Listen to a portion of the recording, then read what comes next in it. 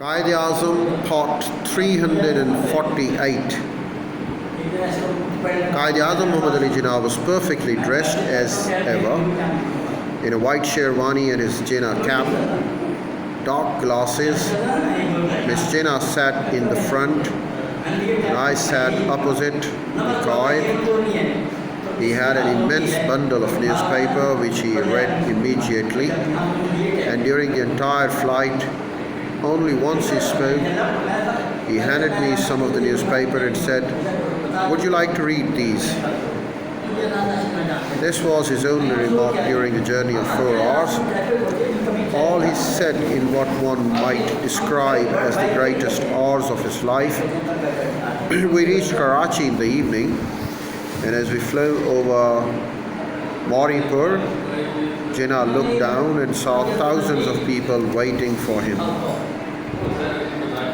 including many women waiting on the sand to greet him.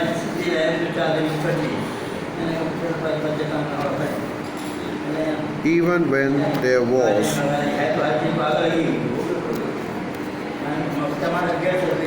including many women waiting on the sand to greet him.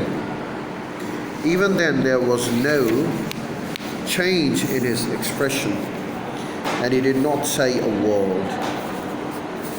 He was the first to emerge from the aircraft, followed by Miss Jinnah. All the Muslim big guns were waiting for him. He shook hands with a few of them and then got into his motor car. The thousands of people were cheering, "Pakistan Zindabad, Quaid Azam Zindabad, Pakistan Zindabad, Quaid Azam Zindabad."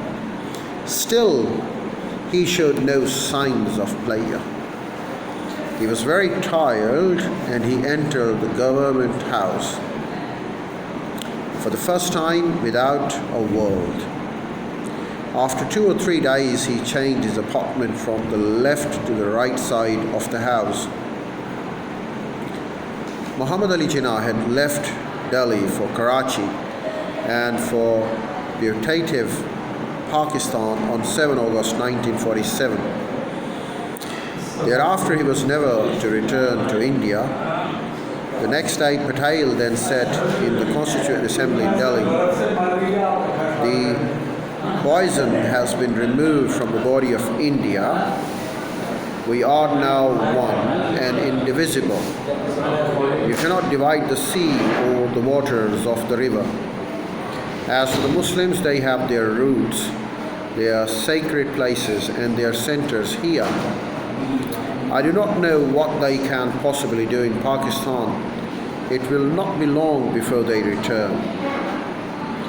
The voicing of returning to India through constant repetition then became a kind of a challenge for Pakistan to stay, to remain as Pakistan, became the overriding objective, and success began to be measured by just this limited test of still being there. Later, reflecting on this in a conversation with his nephew, B.K. Nehru, Prime Minister Nehru too had remarked, rather wistfully, "Let us see for how long they remain separate."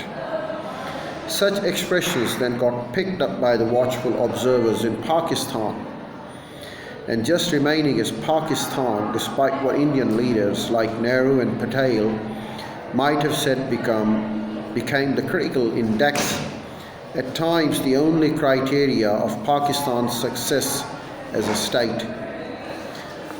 Well, as the scenario of the partition is replayed, we find that the parity had been rejected, and no doubt with reason, yet a little objective reflection would have demonstrated that one India and Pakistan did finally become separate countries. And this ultimately did because a reality then, their very emergence as different countries, as two sovereigns, stood them on the equal footing in the comity of the nations. It confronted a parity of states between them, emphasis added, for then Pakistan must have a sovereign with the separate existence, have an equal standing as India.